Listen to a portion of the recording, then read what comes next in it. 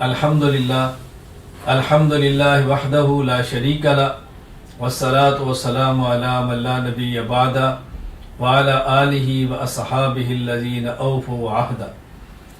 اللہ تعالیٰ نے انسان کو اتنی نعمتیں عطا فرمائی ہیں کہ خود اللہ قرآن کریم ارشاد فرماتے ہیں وَإِن تَعُدُّوا نِعْمَةَ اللَّهِ لَا تُحْصُوهَا، اللہ کی نعمتیں تم شمار کرنا چاہو تو شمار نہیں کر سکتے۔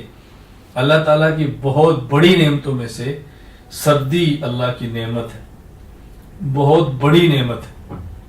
اس حوالے سے میں عرض کرتا ہوں، سردی اور خصوصاً موسم سرما، سردی کا موسم، سردی سے مراد سردی کا موسم، رسول اکرم صلی اللہ علیہ وسلم ارشاد فرماتے ہیں الشتاء تحفۃ المؤمن، یہ سردی کا موسم ایمان والوں کے لیے تحفہ ہے۔ اللہ اکبر، رسول اکرم صلی اللہ علیہ وسلم نے عجیب بات ارشاد فرمائی ہے، اللہ اکبر، طال لیلہ فقام، اس کی راتیں لمبی ہیں، مومن قیام کرتا ہے، تہجد پڑھتا ہے، نوافل پڑھتا ہے۔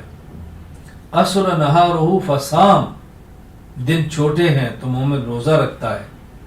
میں گزارش کروں گا اس سردی کے موسم سے وہ لوگ ضرور فائدہ اٹھائیں جہاں سردیوں کی راتیں لمبی ہیں اور دن چھوٹے ہیں۔ دن چھوٹے ہیں تو روزہ رکھنا بہت آسان ہے، ٹھنڈا روزہ ہے، روزے کی شدت بھی محسوس نہیں ہوتی، اور راتیں چونکہ لمبی ہیں تو رات کو نوافل پڑھنا، تہجد پڑھنا، عبادات میں رات گزارنا بہت آسان رہتا ہے۔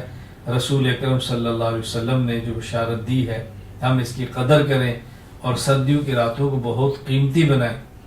دنیا بہت مختصر ہے، ایک بار آئے ہیں، دوبارہ اس دنیا میں نہیں آنا۔ مومن کی شان ہے رات کو اللہ کے سامنے کھڑا ہونا، گڑ گڑانا، مانگنا، آہوزاری کرنا، اللہ سے رو رو کے اپنے گناہوں کو معاف کرانا، رزق اللہ سے مانگنا، عزت اللہ سے مانگنا، صحت اللہ سے مانگنا، عافیت اللہ سے مانگنا۔ اللہ ہی دیتے ہیں، کوئی اللہ کے علاوہ نہ رزق دے سکتا ہے، نہ صحت دے سکتا ہے، نہ دولت دے سکتا ہے، نہ عزت دے سکتا ہے۔ یہ سب خزانے اللہ کے پاس ہیں۔